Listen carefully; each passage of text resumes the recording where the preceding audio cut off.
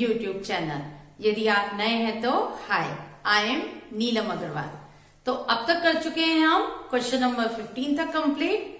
Now we start from question number 16। In question number 16, the shadow of a vertical tower on level ground is increase by 40 metre. तो जो टार है उसकी जो shadow है वो increase हो जाती है 40 मीटर से। कब? When altitude of the sun changes from 60 to 30 degree.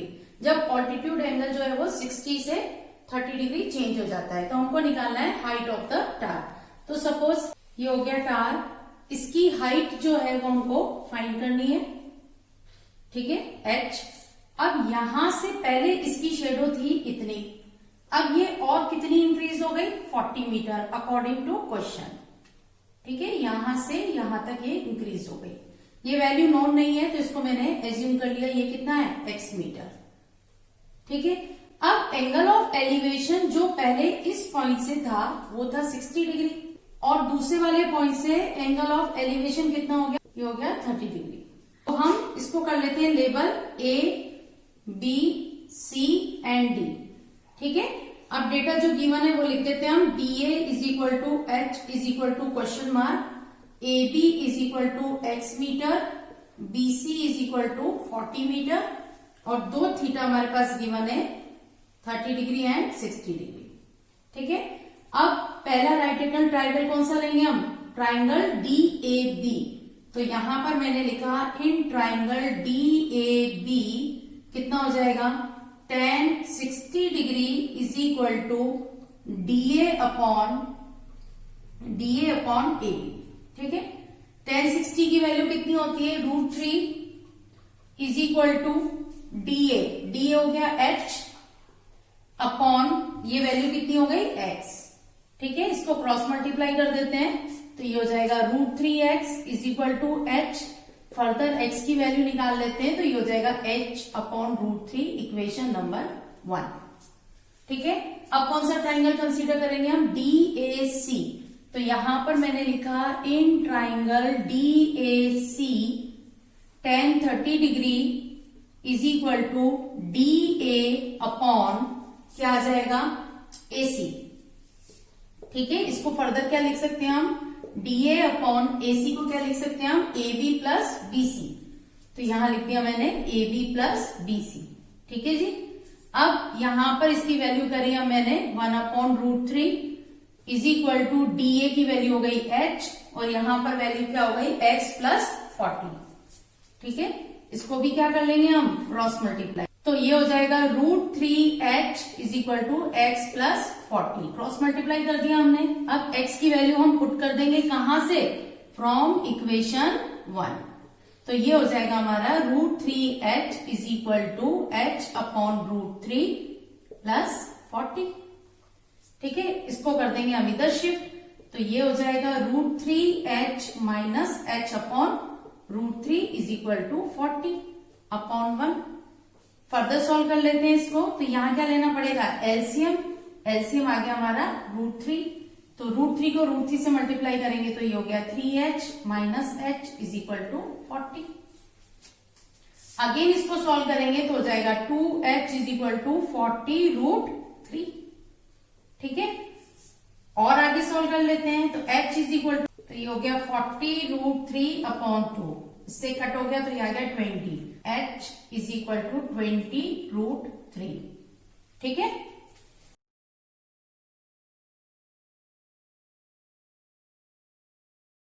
अब इसके आगे का मैं यहां फर्दर सॉल्व कर देती हूं। तो देखिए क्या हो जाएगा, ये हो जाएगा हमारा H is equal to 20 into 1.732। इसको कर लेते हैं मल्टीप्लाई तो ये हो जाएगा 0, 4, ये हो जाएगा 4 और 3, ठीक है। 3 के बाद पॉइंट 34.640। स्टेटमेंट क्या आ जाएगा हमारा? Height of the tower. तो यहां लिख देंगे हम height of the tower is equal to कितना? 34.640 मीटर। ये हो गया हमारा इसका आंसर। अब आप ले लीजिए इसका स्क्रीनशॉट।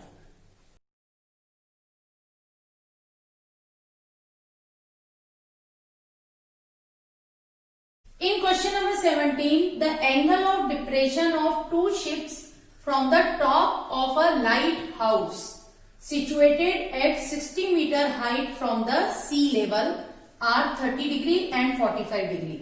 तो लाइट हाउस से दो angle of depression two ships के कितने गिवन है, 30 and 45 degree. If two ships are on the same side, दोनों ही सेम साइड पे हैं, तो क्या करना है हमको, find the distance between two ships.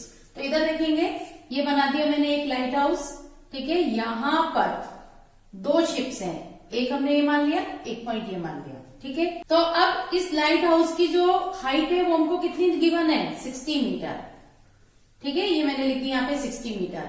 और यहां से जो एंगल ऑफ डिप्रेशन है इन दोनों शिप्स का वो हमको गिवन है, ठीक है. दोनों एंगल ऑफ डिप्रेशन हमारे पास गिवन है, और वो एंगल ऑफ डिप्रेशन हमारे पास क्या है, 30 डिग्री एंड 45 डिग्री, ठीक है. तो ये हमारा हो गया 30 डिग्री, ये वाला, और उसके बाद कौन सा एंगल है, ये एंगल है हमारे पास 45 डिग्री. तो ये हो गया हमारा 45 डिग्री, ठीक है. ये हो गया हमारा राइट एंगल. इसको लेबल कर देते हैं हम ए, बी, सी एंड डी, ठीक है. अब हमसे कहा है कि दोनों शिप्स के बीच की डिस्टेंस हमको फाइंड आउट करनी है. तो दोनों शिप्स के बीच की डिस्टेंस कौन सी होगी, ये वाली डिस्टेंस होगी. तो इसको मैंने एज्यूम कर लिया x, ठीक है, और इसको एज्यूम कर लिया मैंने y. तो हमको क्या कैलकुलेट करना है, x. अब जो डेटा गिवन है वो लिख देते हैं हम. तो ये हो गया DA is equal to 60 metre, AB is equal to y metre and BC is equal to x metre is equal to question mark, ठीक है. और दो थीटा हमारे पास गिवन है, 30 डिग्री एंड 45 डिग्री, ठीक है जी. अब हमने सबसे पहले ट्राइंगल कौन सा ले लिया, in triangle DAB. DAB triangle के अंदर क्या आ जाएगा, tan 45 डिग्री, ठीक है, is equal to DA upon AB. DA upon AB, ठीक है. tan 45 हो गया 1 इज इक्वल टू DA हो गया 60 और ये हो गया y. तो ये आ गया हमारे पास 60 अपॉन y. क्रॉस मल्टीप्लाई कर लेंगे तो y इज इक्वल टू हो जाएगा 60. Question number 1. Now we consider second triangle DAC. तो यहां पर हमने लिख दिया इन ट्राइंगल DAC. तो ये हो जाएगा tan 30 degree is equal to DA upon क्या आ जाएगा, AC, ठीक है. इस AC को फर्दर हम क्या लिख सकते हैं, AB प्लस BC, ठीक है. ये मैंने लिख दिया AB प्लस BC. इसकी वैल्यू होती है 1 upon √3 is equal to DA हमारे पास कितना है 60 और AB और BC कितना है y प्लस x. इसको कर लेते हैं हम क्रॉस मल्टीप्लाई. तो ये हो जाएगा y plus x is equal to 60√3. अब देखिए फर्स्ट इक्वेशन में y की वैल्यू है तो हम पुट कर सकते हैं. तो यहां पर क्या लिख देंगे हम, फ्रॉम इक्वेशन 1. तो ये हो जाएगा 60 plus x is equal to 60√3, ठीक है जी. तो x इज इक्वल टू क्या हो जाएगा 60√3 माइनस 60. तो ये हो जाएगा हमारा x is equal to 60√3 minus 1. Okay, इसको फर्दर सॉल्व कर लेते हैं. तो ये हो जाएगा 61.732 माइनस 1. अगेन सॉल्व करेंगे तो हो जाएगा ये 60 इंटू 0.732. हमने क्या कर लिया, इसको सब्ट्रैक्ट कर लिया, ठीक है. फिर इसको सॉल्व कर लेते हैं आगे. तो ये मल्टीप्लाई करना है हमको. तो ये हो जाएगा 0, ये हो जाएगा 2, ये हो जाएगा 9 और ये हो जाएगा 43. तो 3 के बाद पॉइंट लगा देंगे 43.920, ठीक है. अब स्टेटमेंट क्या है हमारा, डिस्टेंस बिटवीन टू शिप्स. तो ये लिख देंगे हम, डिस्टेंस बिटवीन टू शिप्स, ठीक है, इज इक्वल टू 43.920 मीटर. ये हो गया हमारा इसका आंसर. तो अब आप ले लीजिए इसका एक स्क्रीनशॉट.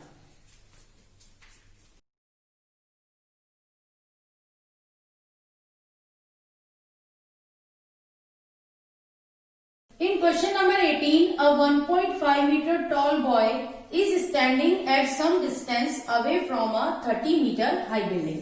एक 30 मीटर हाई बिल्डिंग है और उसपे बॉय कुछ डिस्टेंस पे खड़ा है.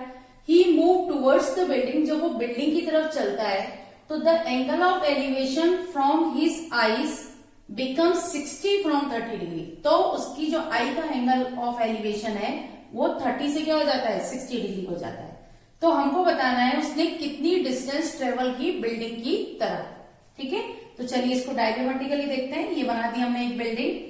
अब इससे कुछ डिस्टेंस पे यहाँ एक बॉय खड़ा है। इसकी हाइट कितनी है, 1.5 मीटर। ठीक है, इसकी आईज के रेफरेंस से एंगल हमको गिवन है, तो मैंने यहां बना ली एक हॉरिजॉन्टल लाइन। सपोज ये जो यहां से इसने मूव किया है वो कितना मूव किया, यहां तक, तो ये डिस्टेंस हमने मान ली x मीटर, जो हमको कैलकुलेट करनी है।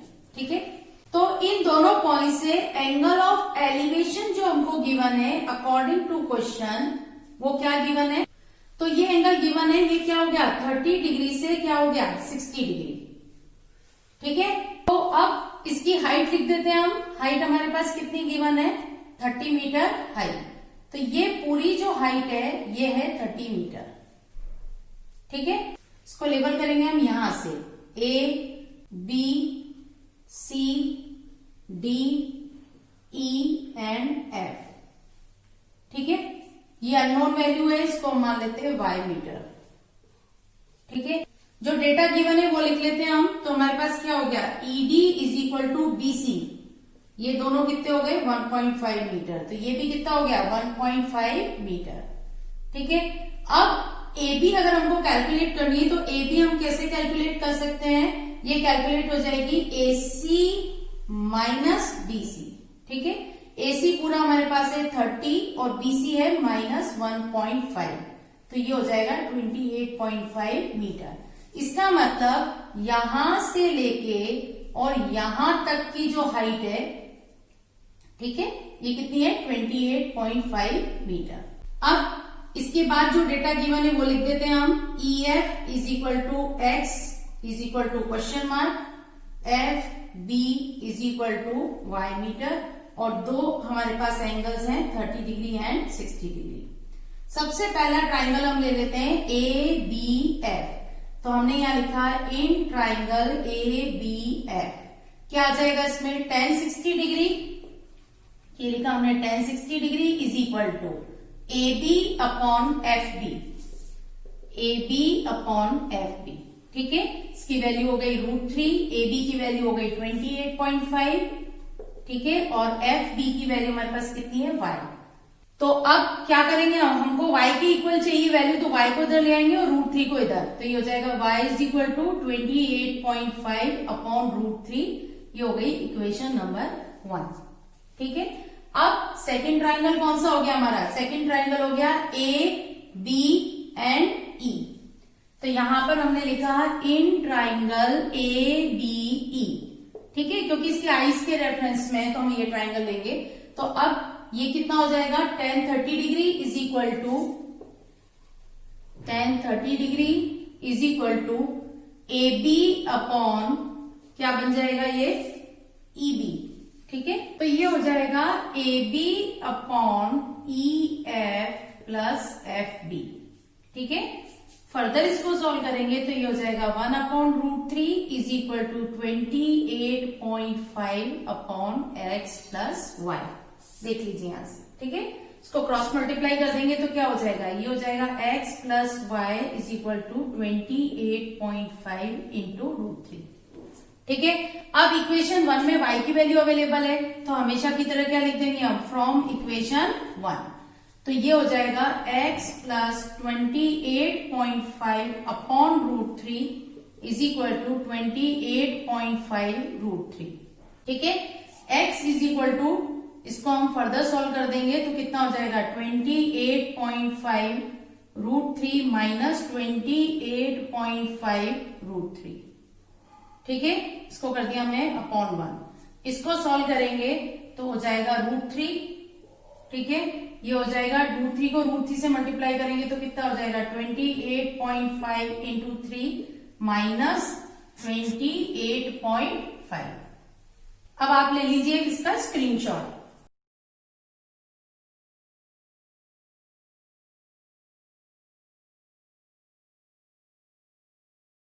तो फर्दर सॉल्व करते हैं तो हो जाएगा x इज इक्वल टू 28.5। मैंने इसमें से कॉमन ले लिया तो ये आ जाएगा 3 माइनस 1। ठीक है, आप मल्टीप्लाई भी कर सकते हैं, इजी है कि आप कॉमन ले लें अपॉन √3। तो इसको क्या करना पड़ेगा हमको, रेशनलाइज। ठीक है, तो 2 टाइम्स हमने न्यूमरेटर डिनोमिनेटर में लिख दिया। अब फर्दर फिर सॉल्व करेंगे तो ये होगा 28.5 इंटू 2 इंटू √3 और नीचे कितना आ जाएगा 3। ठीक है, अब ये इससे कट रहा है तो कितना हो जाएगा 3 9 जा 27 और 1 3 5 जा 15। तो ये हो गया हमारे पास, इन दोनों को मल्टीप्लाई कर दिया तो कितना आ गया 19 √3। तो अब आप चाहें तो मल्टीप्लाई करके लिख सकते हैं, अदरवाइज √3 में भी आप इसको छोड़ सकते हैं। तो अब हम स्टेटमेंट लिख देंगे, डिस्टेंस ही कवर्ड, ठीक है, towards the building is equal to 19 √3 metre. ये हो गया इसका आंसर। ठीक है, अब आप ले लीजिए एक बार और स्क्रीनशॉट।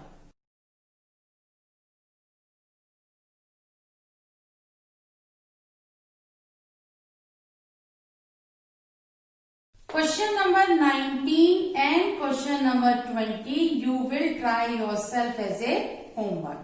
तो क्वेश्चन नंबर 19 सिमिलर है क्वेश्चन नंबर 8 से और क्वेश्चन नंबर 20 जो सिमिलर है वो है क्वेश्चन नंबर 17 से।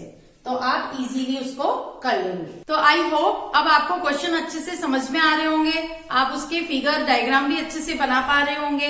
ठीक है, अगर आपको वीडियो अच्छी लगी तो लाइक और शेयर करिए, कमेंट करिए। आपका हर कमेंट मुझे अच्छी टीचिंग के लिए मोटिवेट करता है। तो अब नेक्स्ट क्वेश्चन करेंगे नेक्स्ट वीडियो में, तब तक के लिए बाय बाय।